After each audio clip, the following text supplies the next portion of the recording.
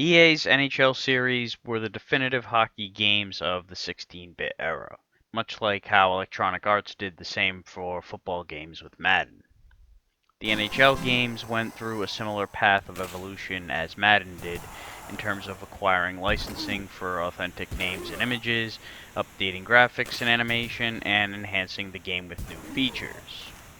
In this video, I'll be talking about the Sega Genesis versions of the games, mainly because those were the ones that I grew up on. NHL Hockey is the one that started it all. It was released in 1991, so it would have been classified as NHL 92 by the sports gaming standard practice of numbering by the forthcoming year as opposed to the current one. This basically set the tone for hockey games from here on out, with the overhead vertical scrolling view similar to Madden, and it's still implemented in the franchise to this day. The graphics are crisp, the controls are tight, and the game is just straight up fun, especially with multiplayer. The penalties can be turned off to inspire a much more brutal game, and it certainly keeps the game moving along with the lack of stoppages, especially without the offsides. Thankfully, there's also an option to leave penalties on, but scrapping the offsides. I personally like this setting the most because it keeps the power play dynamic in the game while the game still flows well without too many stoppages. A cool little ingredient are not only the scoring updates from other games during the intermissions, but also highlights from said games, which is something seldom seen from modern sports games. It's especially cool to see these highlights in the playoff mode, as there isn't a full season mode yet. Aside from this playoff mode, which gives you the option to play a best of 7 or 1 game elimination, there aren't any other features besides exhibition. But even being a bare bones entry level game of the series, this is still a pretty addicting game. The following year saw the release of NHLPA Hockey 93. If you're wondering why it wasn't NHL Hockey 93, you'd be correct in guessing it's because they didn't have the license to the NHL. But they did have the license for the Players Association. So they have the opposite problem this year, where we do get the full rosters with the player names, but no team names and logos. It wouldn't seem that weird if it weren't for the fact that they had the license the previous year. What the hell happened here? The gameplay is nearly identical to NHL Hockey, but now players can get injured and bleed all over the ice, which probably lent a hand in the fighting element getting removed from the game the following year. Aside from the blood and the swapping of licenses, there's not a huge difference between the first two games, so unless you're a collector, there's only reason to have one or the other. NHL 94 was the next one in line, and this one was the breakthrough release where the legacy of the franchise was born. There's still no season mode, the only real added game mode is the shootout, which is alright for a change of pace. But this was the first game that was able to acquire both the NHL and the Players Association licenses, while the previous two installments alternated between the two. NHL 94 was able to harness them both, and they haven't looked back since. The most notable addition to the gameplay is the one-timer, which really added a dimension to the scoring. The presentation got some treatment too.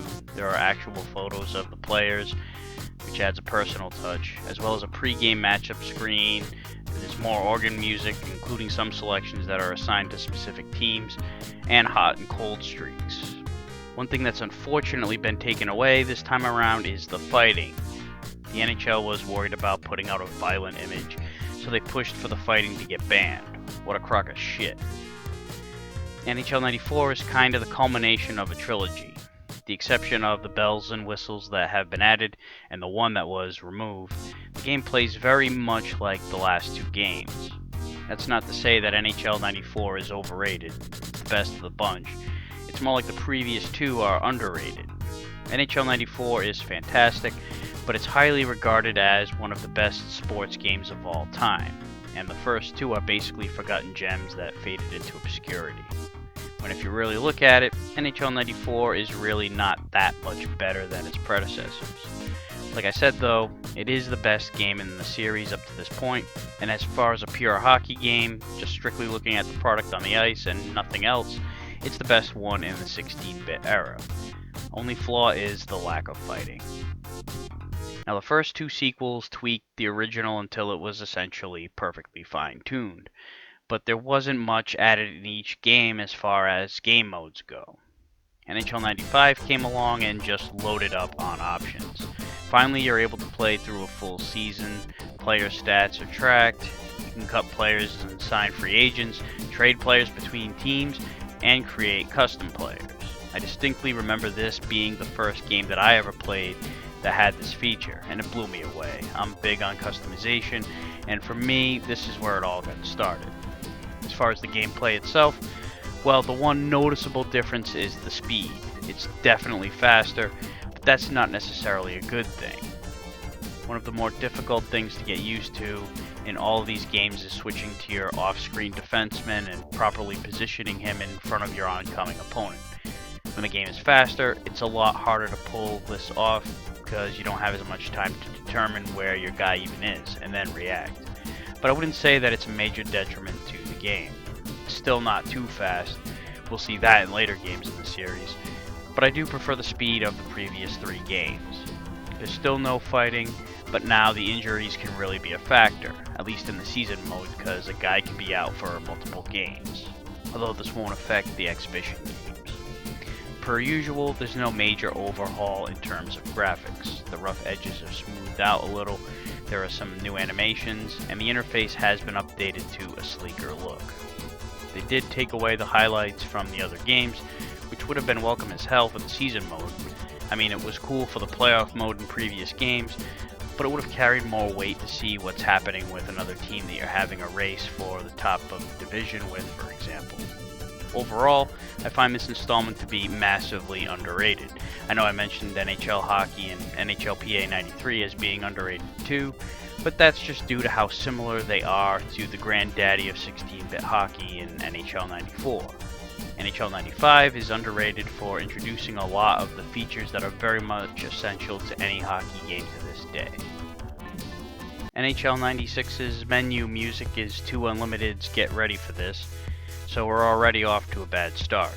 That was by far one of the most overplayed songs of the mid-90s. Unfortunately, there aren't any new game modes, but fuck yeah, they brought back fighting. Fighting and hockey go together like ketchup and mustard. This is very much a welcome return. The graphics are improved, they do look sharper, and the animation is smoother, but holy shit is this game fast. NHL 95 was faster than I would have liked, but it was still more than tolerable. In fact, after playing it for a little while, you get calibrated to it.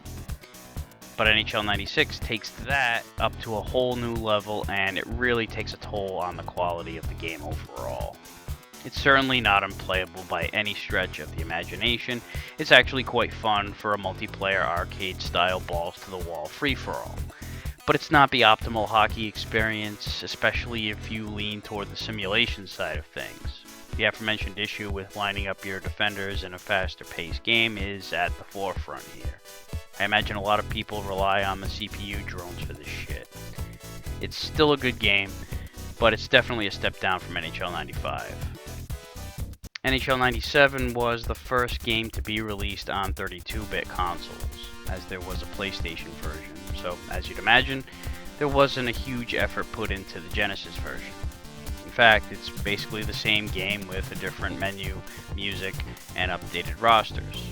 They even brought back that fucking 2 Unlimited song for the pause menu, which really doesn't make me want to stop the game to edit my lines at all.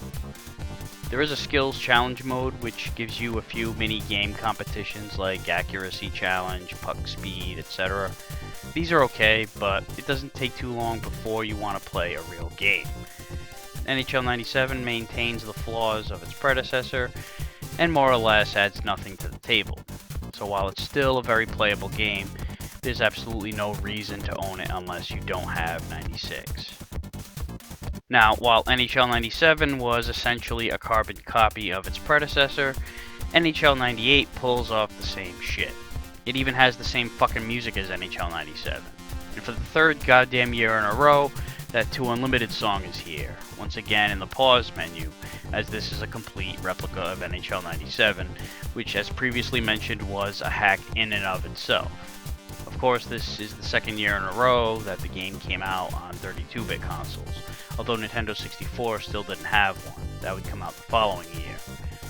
One thing that 98 did get right though is giving you the option to adjust speed. The normal setting is the fast-paced variation that we've seen since NHL 96, so as you'd expect, the fast mode might as well be classified as ludicrous speed. But the slow setting brings things closer to where they need to be. The first time you can make this happen in the last 3 years. But that's not enough to warrant a whole nother entry in the series. And that would mark the end of the NHL series on the Genesis. While there were peaks and valleys, at the end of the day, they were all very playable, fun games, and an absolute blast when you have a group of friends over and throw together a little round-robin style tournament. The NHL series continues to this day, and looking back at this 16-bit era, all of these games probably hold up better 20-something years later, more so than any other sports game of the time. And that wraps up this edition of Aqualung's Game Reviews. See you next time.